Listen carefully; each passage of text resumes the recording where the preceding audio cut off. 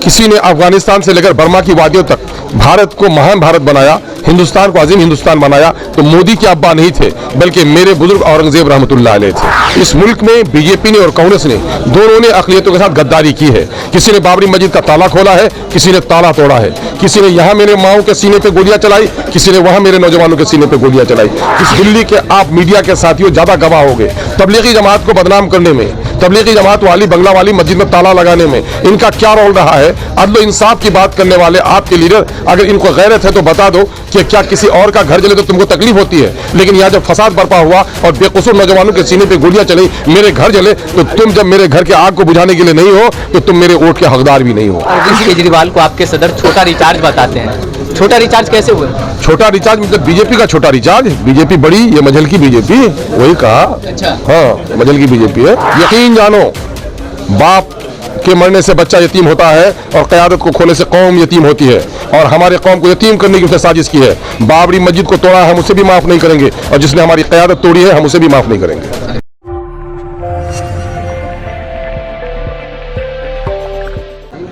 दिल्ली में 4 दिसंबर को एमसीडी चुनाव होने हैं। इस एमसीडी चुनाव को जीतने के लिए तमाम पार्टियां अपनी पुरजोर कोशिशें कर रही हैं।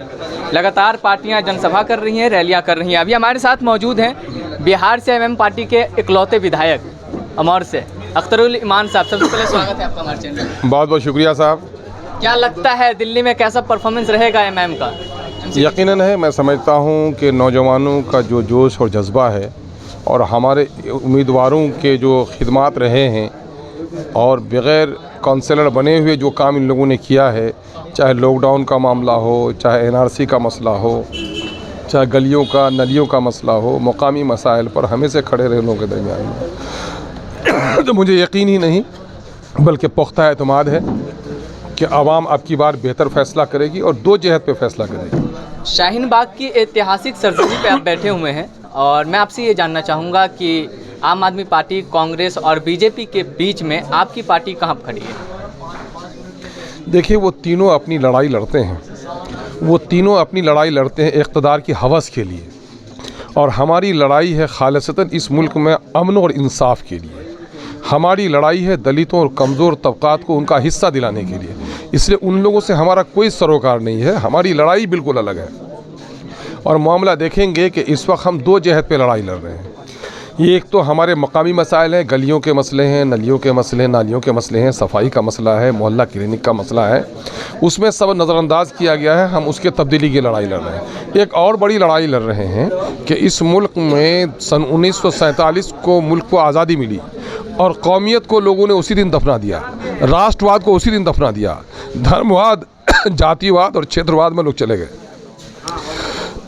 सारे लोगों ने अपनी लीडरशिप खड़ी कर ली है सिवाय अक़लियतों के, और दलितों की लीडरशिप को भी मजबूत होने नहीं दिया जा रहा है। तो हम दलितों के और अक़लियतों के दरमियान में लीडरशिप को खड़ा करने की लड़ाई लड़ रहे हैं। एक चीज़ आपसे ये जानना चाहूँगा, चूँकि आप बिहार से आए हैं यहाँ, और आप पे जो एक आरोप लगता है कि आप किसी दूसरी पार्टी को फ़ायदा पहुँचाने के लिए मैदान में उतरते हैं, इस आरोप को आप कैसे? देखो, बुर्जुआ कहा जाता है, एक सामंतवादी विचारधारा होता है।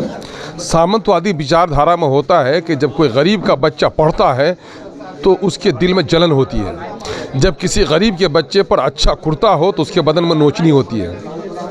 जब किसी के दस्तरखान में अच्छी चीज़ें चूल्हे में पकने लगे, उनके पकवान, तो उनके पेट में ऐंठन होती है। ठीक उसी तरह से ये जो सामंतवादी पार्टियां हैं, जिन लोगों ने दलितों और अक़लियतों का शोषण किया है, वो चाहते हैं कि ये हमारे जूते बन के रहें, ये ताज नहीं बने, ये हमें वोट देने वाले बने, ये वोट का हिस्सेदार नहीं बने, ये क़यादत में न आए। तो उन लोगों को कह दो कि अब वो दौर गया है। अब हमारे नौजवान गैरतमंदी के साथ जाग चुके हैं। अब गर्दन झुका के जीने वाले हम नहीं हैं, हम गर्दन उठा के जिएंगे। गर्दन कट भी जाएगी तो उसकी परवाह न करेंगे, लेकिन गर्दन किसी के सामने न झुकाएंगे। ये जज्बा हमारे नौजवानों में पैदा हो गया है। और सुन लो इस बात को कि इस मुल्क में मुस्लिम अक़लियत के वो लोग हैं जिनके बाप दादा की निशानी आज भी लाल किला की फसील पर, वे पत्थरों से कहानी सुन लो कि मेरे बाप दादा ने इस मुल्क को सजाया है। आज भारत को लोग जो भी कह लें, लेकिन अगर किसी ने अफ़गानिस्तान से लेकर बर्मा की वादियों तक भारत को महान भारत बनाया, हिंदुस्तान को अजीम हिंदुस्तान बनाया, तो मोदी के अब्बा नहीं थे बल्कि मेरे बुज़ुर्ग औरंगज़ेब रहमतुल्लाह अलैह थे।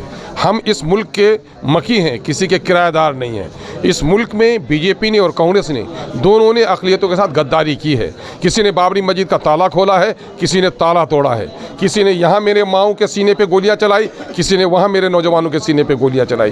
किसी ने यूनिफॉर्म सिविल की बात कोड की बात कही और किसी ने तलाक बिल को पेश किया। किसी ने तलाक बिल को पेश किया और किसी ने तलाक बिल पर हमारे एक आलिम दीन को बोलने नहीं दिया। तो ये सभी एक चट्टे पट्टे हैं। एक सिक्के के दो पहलू का नाम बीजेपी है और कांग्रेस है, और उसी के आगोश में जन्म लेने वाली ये मजहब की बीजेपी जो आप है, और आपका क्या करतूत रहा है। दिल्ली के आप मीडिया के साथियों ज़्यादा गवाह हो गए तबलीगी जमात को बदनाम करने में, तबलीगी जमात वाली बंगला वाली मस्जिद में ताला लगाने में इनका क्या रोल रहा है। अदल इंसाफ की बात करने वाले आपके लीडर, अगर इनको गैरत है तो बता दो कि क्या किसी और का घर जले तो तुमको तकलीफ़ होती है, लेकिन यहाँ जब फसाद बर्पा हुआ और बेकसूर नौजवानों के सीने पे गोलियाँ चली, मेरे घर जले, तो तुम जब मेरे घर के आग को बुझाने के लिए नहीं हो तो तुम मेरे वोट के हकदार भी नहीं हो। इसलिए हम लोग इन बातों को जो हमारे नौजवानों ने तय किया है उसी पर हम लोग अपने आगे इलेक्शन की पूरी पॉलिसी तय करते हैं। आप अरविंद केजरीवाल को आपके सदर छोटा रिचार्ज बताते हैं, छोटा रिचार्ज कैसे हुए?